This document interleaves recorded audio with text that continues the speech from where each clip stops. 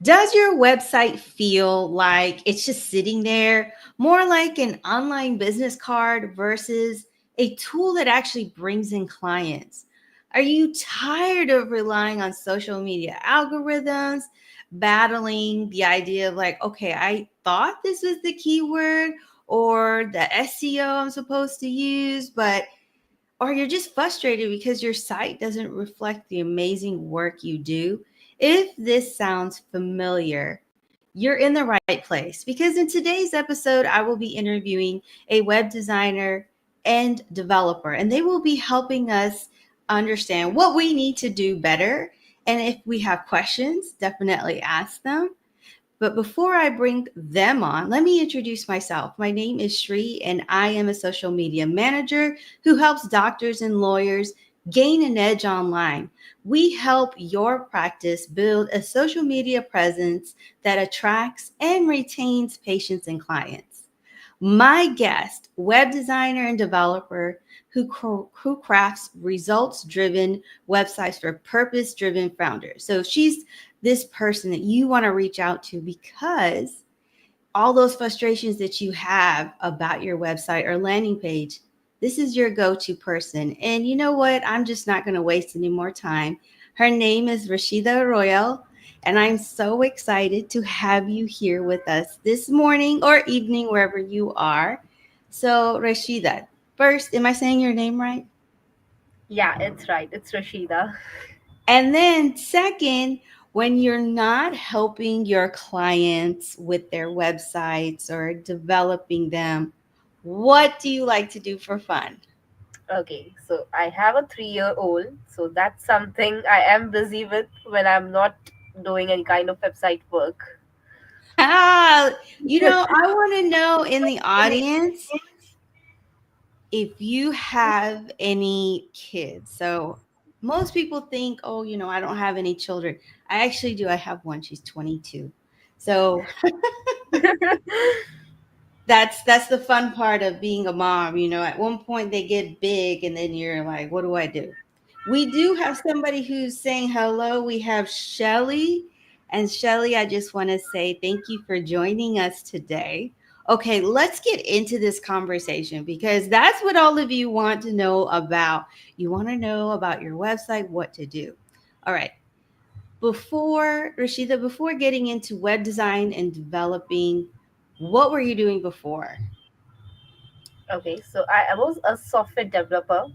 I pursued a software developer degree, and then in my third year, I just had this just for designing, and so I did a diploma course, I learned into it, and then after since 8 years I have been doing this website work like designing and development. So yeah, since 8 years I have been doing this.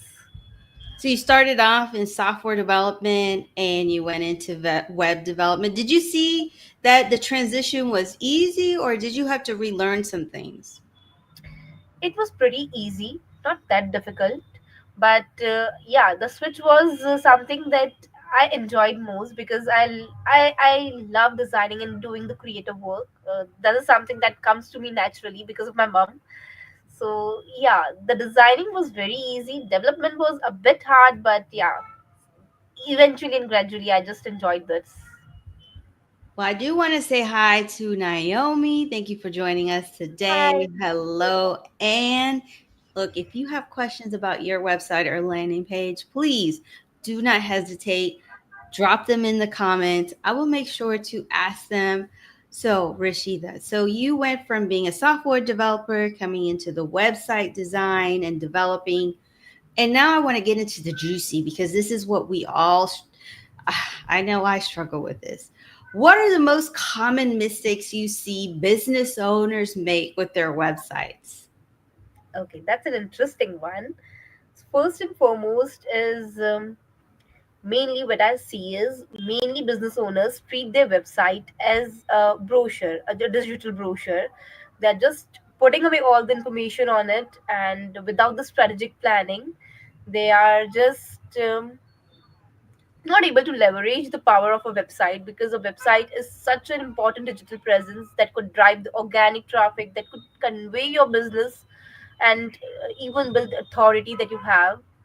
So that is the most common thing that I see, is just putting away all the information without the strategic plan. Ooh, that's a good one. Like we're thinking like, okay, we need to put on there. I need people to know that I do XYZ. And this is a good one. Anne is saying my mistake not updating it in 5 years. I can relate. I have a website out there. It actually exists, but I never push it. I push the landing page. And we have Randy who is saying hello to all of us. Thank you, Randy, for joining in. So, we're finding that we're just kind of leaving it there. We're not updating it. uh, That's this is a another hard mistake. Here's a hard lesson I learned. You need to be not just updating it, but you also need to check the security of the website, like because you get spams or something stops working. We don't think about, okay, we just have this website, but we don't think about the maintenance of the website. And You know, so go ahead.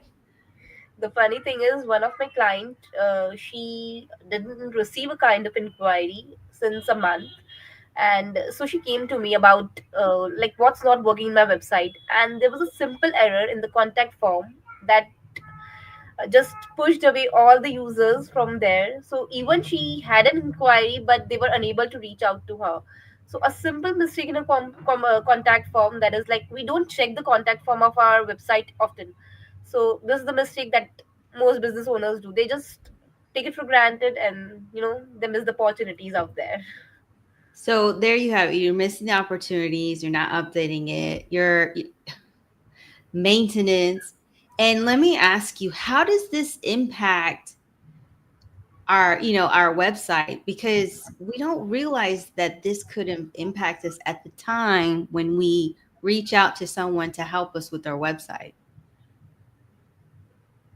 Like, in what sense you are asking me? Can you just repeat So this? you told us about the common mistakes. Now, how do these mistakes impact us, our Okay. websites? So it just kind of lose the opportunity that you have. Like if you even trying to have a good prospect reach out to you, and if they just come to your website, if they don't see you as the authority, if they see your website not updated like since 5 years or 10 years, or even like your offer are not updated, or if they even try to reach out to you and they just can't reach out through your contact forms or the forms you have, so it's a kind of missed opportunity. So we have And a few questions. And Randy, I would love to know, what is the hard lesson that you learned? Ravneet, hey, she's saying Sri Rashida and I belong to the same town. And then yes. Randy said he's still learning it. Naomi is asking, how do we make the experience engaging for the visitor so they want to learn more and they flow naturally through the website and convert to a lead or sale? Okay, so this is a really interesting question. So I call it a kind of strategic layout, what we use in the website. So it starts from a clear value proposition, where you have everything sorted of what you do, how you do, and then you are doing it one by one. Like for example, the about the fold of the section of the website, the first thing that the visitors see has to convey what you do, how you do, along with a CTM, that is a call to action, and always make it about them. For an example, um, book your strategy section, or make it about them. Like uh, if you are kind of doing a lead magnet or something, like download your lead magnet, it should be about them. Then you can have a kind of solution, first of all pain point and a solution section just below this hero section, so that they know what exactly they're experiencing and what are the solutions you are providing them to uh, get the solutions. And then you can have build the trust, like through your testimonials, through past clients, through the past clients you have worked with, the featured logos you have done, the video testimonials, all those kind of things, social proofs, they build the trust. And then you can have a book a call to section or a form section where they can contact you. So these are kind of a basic layout, the basic strategy that we form behind any kind of website. Now more or less, you can have uh, one thing that I more emphasis on is to have a persuasive copy on your website. Most business owners rely on kind of doing their web copy by themselves, but I don't suggest them doing it, because having a third eye and having a persuasive copy, it makes a much difference to your business. So investing in a copy is definitely worth it. So this makes sense. More or less, with a strategic layout, you can drive the user experience to push to it to have your final section like the CTA. Yeah. You just dropped some amazing gems here. You're saying that the one thing that really stood out to me, because I know when we think of our landing page, our website, we're thinking, I need to do it all. But we need to understand there's a reason why it's not converting. There's something we're missing. And that's where hiring the right talent is really important. And so if you're not sure, check them on like a podcast episode, check their posts, ask questions, because that's how you know if they're the right person. And then, two, the flow is really important. Like if you are not thinking about them, why would they want to work with you? Because they will feel like, oh, if you only were worried about you, you'll never care for me. If I'm saying something wrong, you guys let me know in the comments, because this is true. Like there websites, landing pages, everybody talks about it, but yet why do we struggle so much? Why aren't they converting? Let's find out. That's where Rashida comes in. So you mentioned about human emotion in website design. Why should we leverage it to guide our prospects to take action? Okay. So, like, human emotions are a main important part of any purchase or any sale, because without those emotion you can't intribute them to buy anything. So, like for an example, if you are trying to make a simple sale of a shoe or any kind of thing, you need to l- leverage the needs of the buyer, like why they need it now. So similar, it depends on the services also. You need to understand like why they need them now. You need to understand this. So that's the reason I emphasize on having a pain point section, because they can just relate to every point of what you are mentioning in your website. Okay, this is something they're talking to me, and when they're talking to them, they are meant to scroll more and look for the solution. And there you come in, like you build authority over there.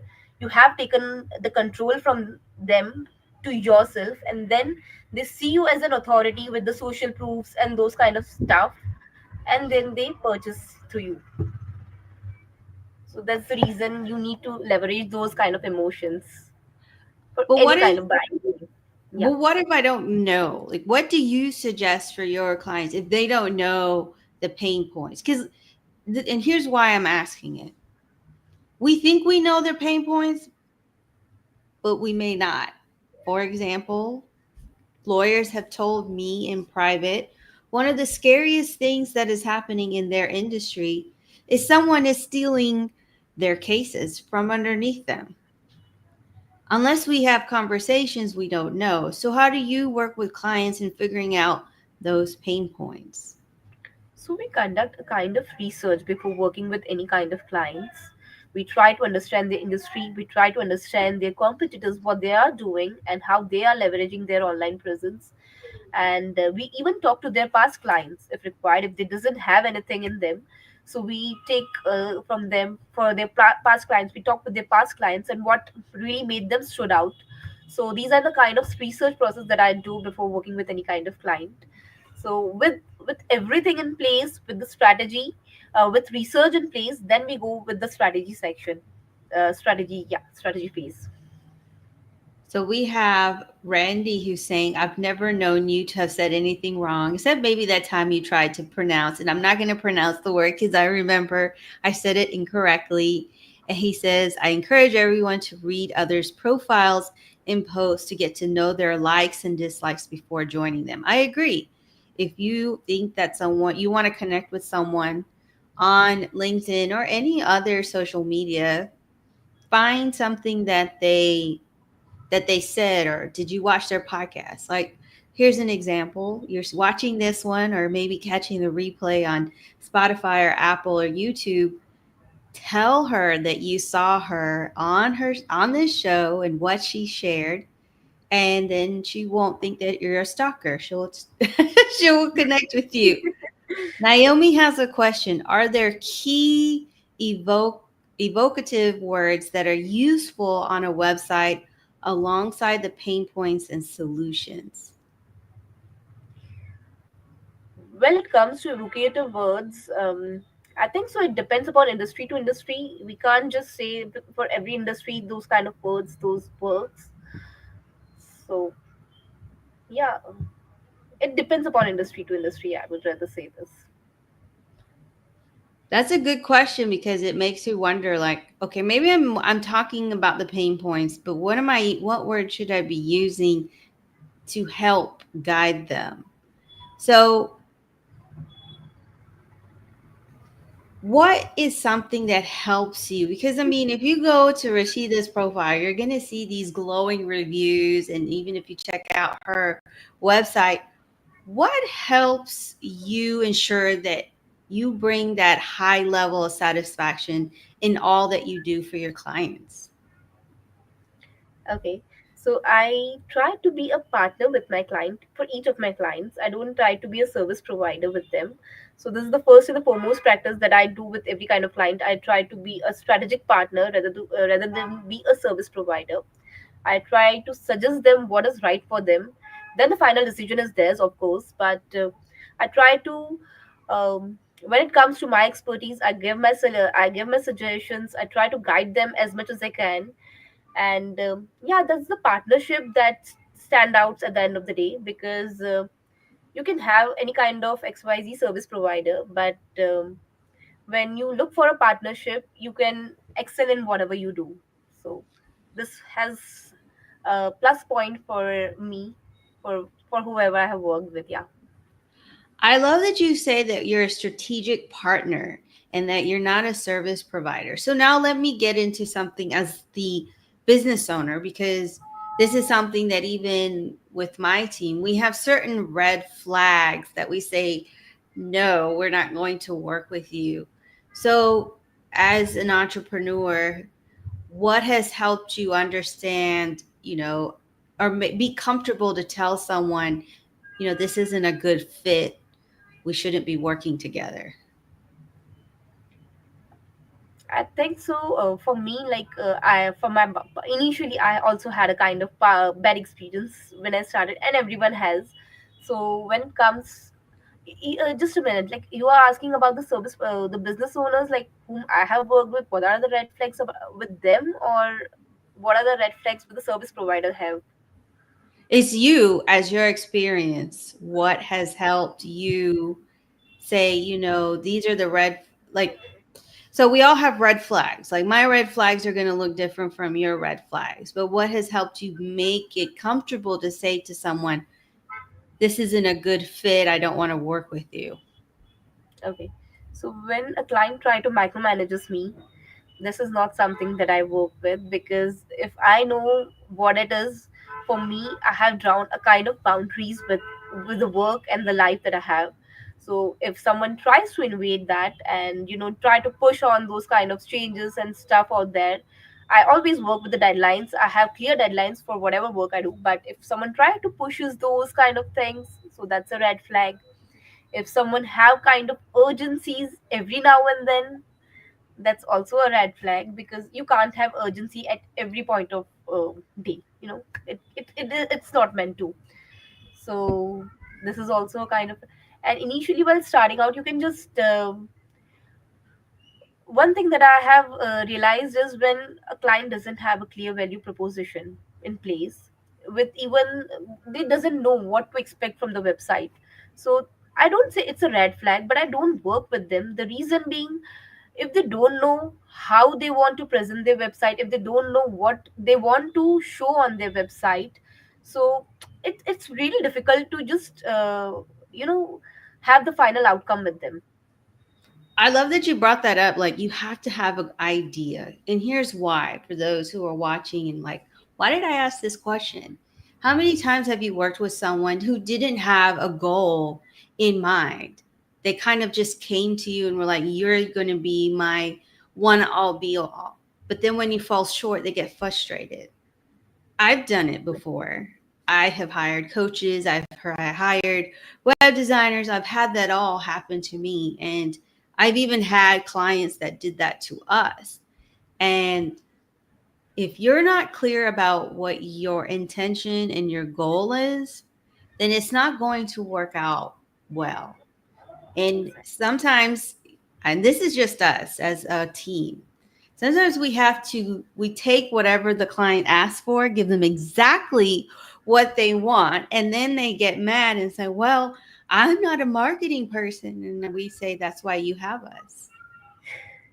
Because sometimes, we have to go through those hard lessons. And this is what we have done. And we have learned that this is what helps clients kind of like understand why we do what we do. Exactly. That comes with experience, I believe, because yeah, we all have been there, because identifying those kind of situations in our journey. Yeah.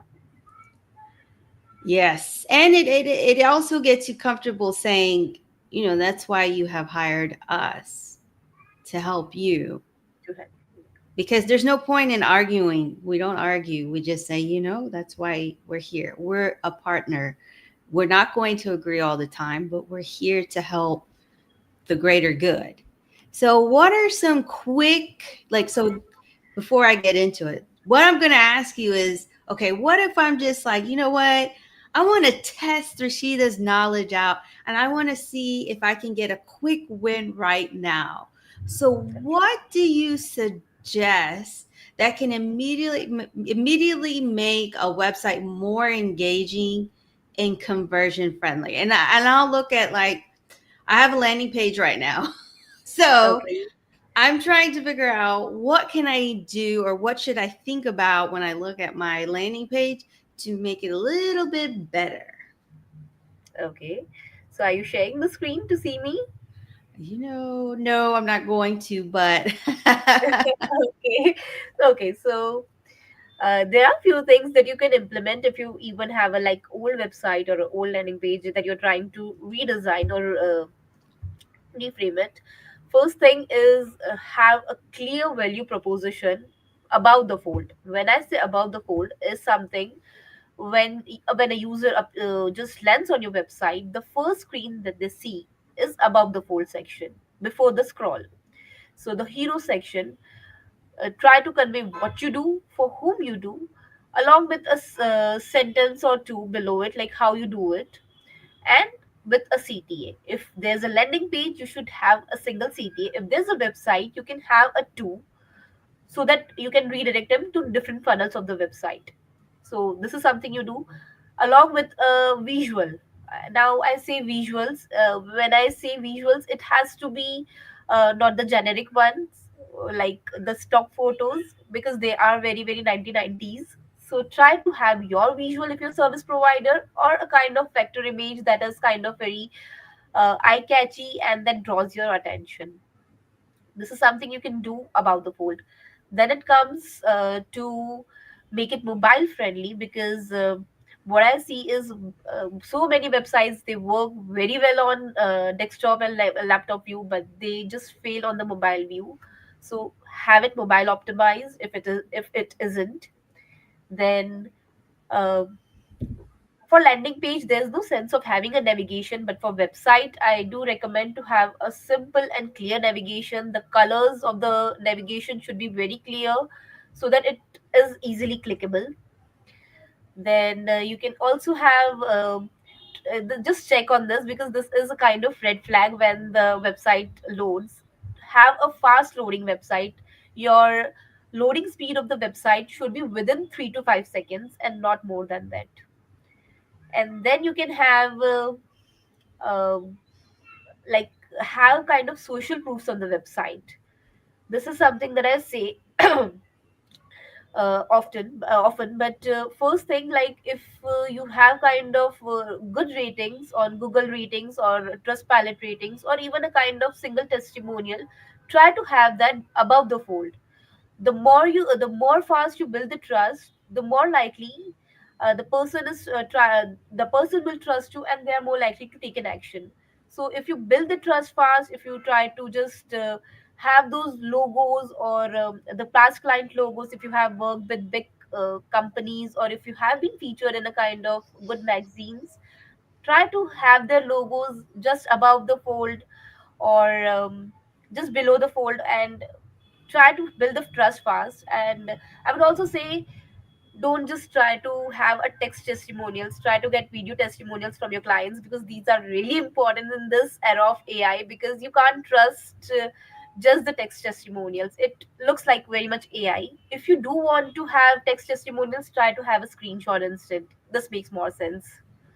Ooh, you dropped really, really good gems right there. So, guys, if you missed it, you can always watch the replay or you can catch it on YouTube. This episode will be uploaded onto my podcast, Adventure of an Entrepreneur, which you can hear and listen to on Spotify and Apple. And I want to say that Randy asked, how do you increase traffic to your website? Okay, so there are many ways to promote your website. First is like kind of organic SEO, that search engine optimization that you do with the websites. So first you need to understand what are the keywords that you want to focus on. Try to incorporate those keywords. Keywords, what I mean is kind of text, like for a business coach, it could be um, money, business, or the kind of words that they want to have on the website. So try to use those kind of keywords in content, in your meta title, in your in your meta description. And there are things that you could do to optimize the website. And then you need to have a kind of blog articles also on the website, so that it's easier, and your website is kind of fresh for the search engines to have their for the search engines to just find you out. And then you can also promote your website on social media. You can have you can have content marketing, exactly like with LinkedIn and everything. You can have a content marketing thing. You can promote them on social media. You can have you can bring organic traffic through SEO. So these are the most common ways of driving the traffic to the website. Yeah, these are the main. Even if you have a newsletter, try to promote your website in them. So yeah. These are really good. And also, if you have a live streaming show or podcast, you can drive people to your website. I mean, every time that I talk about the podcast, people go and check it out. And I've been consistent after it, I had a moment in October, but we're slowly getting it back. And I'm noticing that people are coming to it the more I talk about it. Also, if you are thinking about leveling up your landing page or website and you're like, you know what, I did it my way, I'm tired, you have a excellent person right next to me, Rashida, and she would love to help you. Let her know that you saw her or heard her on this show so she knows. And then also, just if you're like, you know what, I'm just going to test it out myself, watch this episode or rewind where you get the part where she talks about what you need to have on your landing page and website. And if you can do it by yourself, go ahead. If not, just reach out to her. And so I just want to say thank you to everybody who joined us today. We are going to stop the conversation here. We're inviting you to come and join us on Instagram because we're going to continue. And if you have questions there, you can ask them. Rashida, thank you so much for all that you shared today. I really appreciate it. And I know that those who are watching or catching the replay are going to be appreciative of what you just shared. And until my next episode, everyone, have a wonderful morning or evening wherever you are. Take care, everybody. Bye. Bye bye.